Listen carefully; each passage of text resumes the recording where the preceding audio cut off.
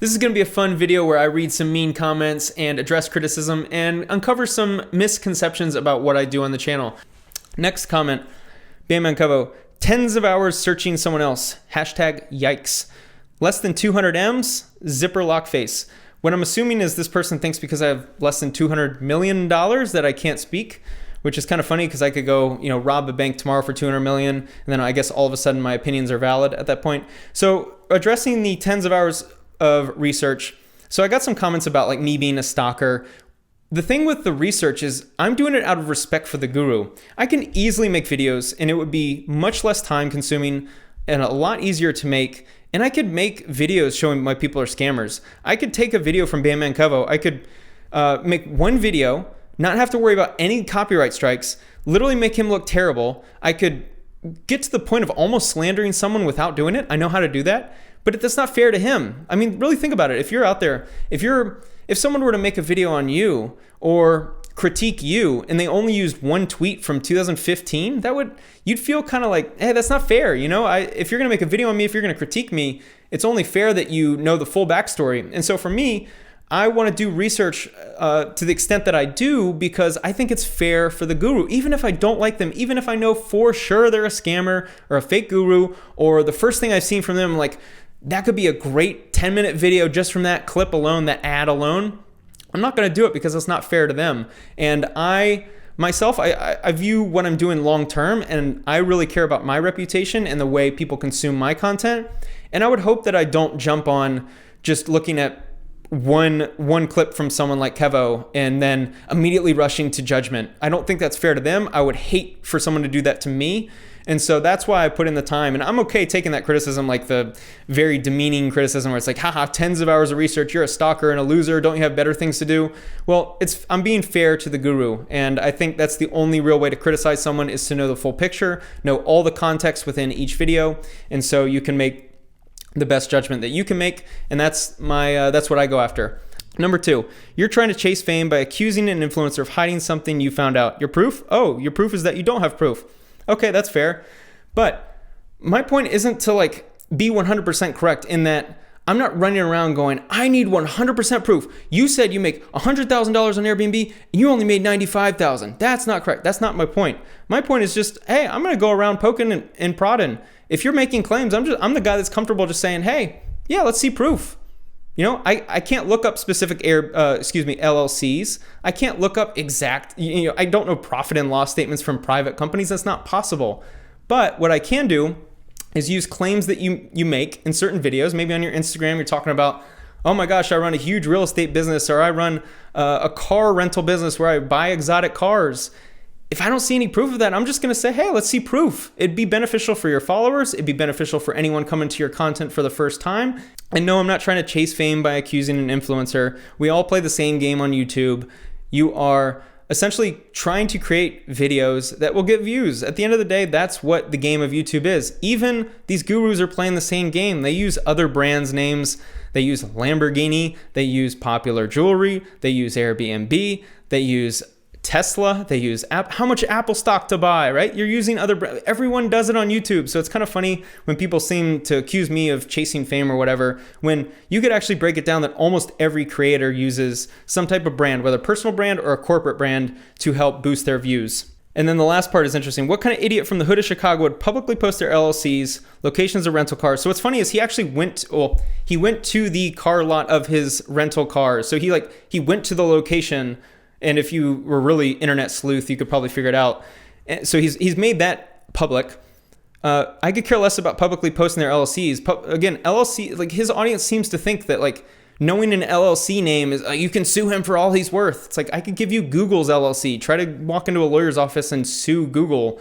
The lawyer would be like, okay, what's your case? I don't know. I found out their LLC names. Very, very bizarre. Unfortunately, it's a very uneducated take.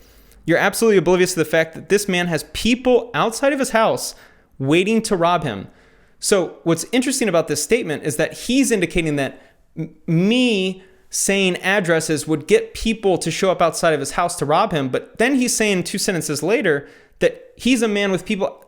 Apparently the people wanting to rob him are already outside of his house. Now, I'm obviously taking this way too literally, but it's just the insanity of some of these comments. They're very silly logically, and to someone like me, that's like, it's just silly to me. He has a criminal history. He has quite a few enemies. You want him to post his LLCs? Question mark. No, I actually could care less about his LLCs.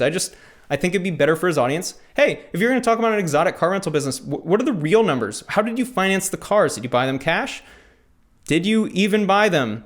Do you rent them? Do you lease them? How much do you lease per day? Who are your normal customers? Those are more interesting videos to me than leaving everything super vague. Next comment. Oh, I like CJ Trades. Another one about Bam Mancovo. Also, you use other people's content and shame them. You said nothing positive about what he did, and it's sad. You're just a parasite. Ooh. Watch until someone exposes you. I'm a parasite. So I've been called a parasite for being a landlord and a parasite for making this video. CJ Trades, I'm on your side, buddy. Like, I don't know why it gets so misinterpreted. Also, what's unfortunate about YouTube is when you make a video like this, it's a little provocative. I understand you're going to have people that come to your judgment. This person probably watched 30 seconds and was like, screw this guy. He made a lot of comments, a lot of them very negative. And so it's okay. It's just unfortunate that people don't watch the full video, nor were they able to watch the original video. They don't understand the context where, I mean, the last like 4 minutes, maybe the last 30% of the video, I was very positive of Kevo, and I was commending him for what he does. I even mentioned, I said, a guy like this comes from a tough background, and he's providing hope, and he's providing good insights into credit to help people improve their credit. He's looking at people that have low credit scores and helping them improve their credit scores. That's a great thing to do. I was very positive about it. So I don't look at these comments too in detail because they weren't able to see the original video, unfortunately. But it is kind of funny that they're calling me just a parasite, and you use other people's content. So I have to use other people's content because I could make a 10-minute video where I just call someone out. According to my research, A, B, and C happened, but you need the other person's content to validate what you're saying. If you say, hey, this person speaks about this, and then over here they're speaking about that, and it doesn't make sense, it adds a lot of validity and credibility to your research when you can show the actual clip of the person making the claim and then making the claim over here. That's almost needed. You, a natural white supremacist, mind your business and quit trying to block another man's money. You're stalking another man. The next one, you are a fraud and a long-talking liar. I don't know why this person thinks I'm a fraud. Oh, Winfrey. Oh, maybe it's Oprah Winfrey. Maybe she got on YouTube and got a little angry. I don't know why. But I have nothing, none of my content is trying to block another man's money. The only way my content could block another man's money is if I'm just exposing something that they don't want me to expose. That's the only way. Whenever someone is completely legit, it's very beneficial for me to make a video on them because I praise them, and a lot of people will then go follow them just because of the content I make. So when I give a positive stamp of approval. And so if you have something to hide, and I find it and it blocks your money, well, yeah, there's a reason for that, because you weren't doing it something ethically, or you weren't running a business the way it should be ran. It's also, you're a natural white supremacist. It's so bizarre that that's like the first thing they come to. I wonder if this person even watches my content. I would hope so, because maybe they can learn a little something. Oh, time for the final comment. I left this one last for a reason, as a way to tie this video together, kind of as the point of making this video. This was on my rapper scams 1.2 million from unemployment and raps about it video. So this comment starts off capital. Spencer, you're the quintessential example of what I strive never to be, an idiot. So right off the bat, whenever I receive negative comments like this, I'm always trying to think of let's put myself in that person's shoes. What are they going through to say a comment like that, where it's like all capitals, quintessential example of what I strive never to be, an idiot. This was funny because this video was just like a news story that I kind of commented on and had a little fun with. There was nothing, like there was no opinion in it. There was no slander or anything. And so when I saw that, I was like, okay, this person, I'm going to read more, but this person's probably in pain. I strive for nothing more than to never make facial expressions like you have done in this video. I just want to erase the last few minutes of my memory. This person was very angry at me, clearly, which is interesting because I'm just a YouTuber and I don't make provocative content. So I don't know why I'd ever elicit this response unless this person has something going on in their personal life. Remember, always try to put yourself in their shoes. Why would this person be saying these things? I normally don't have such urges, but you're one of those types of people I just can't stand. This is a really funny comment.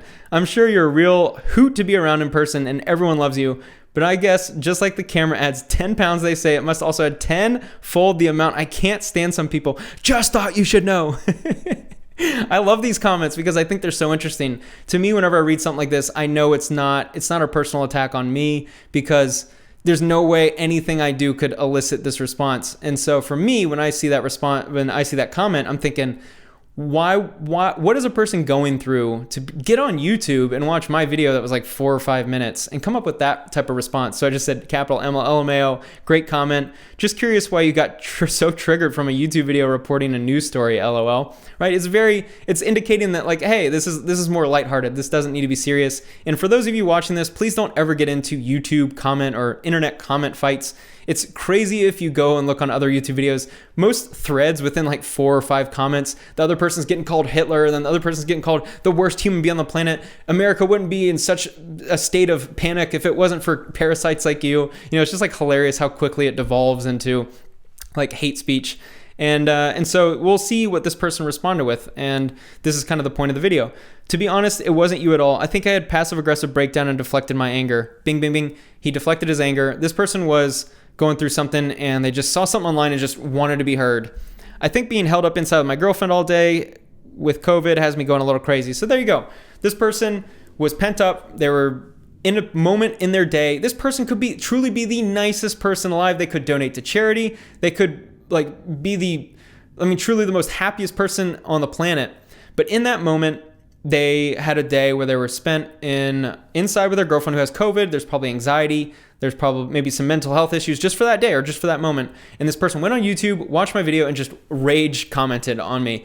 And that's okay. But I think this is important for us to always understand that sometimes when you receive hate comments like you've seen in this video, and the reason why I can take it so lightly is you don't know where the person's at in life. You don't know what they've been through. You don't know their experiences, the way they view the world. And you might make content. This is also for those of you who want to create content and hope to get a following. This is going to happen. People have different perceptions of the world. They have different experiences. And so when they come across your content, they might look at the way you do things. Just, this guy's an idiot. Because they view the world entirely different. And it's important for us to not jump to conclusions and call them an idiot back. I could have easily responded to this with name calling and you're an awful person, block and delete.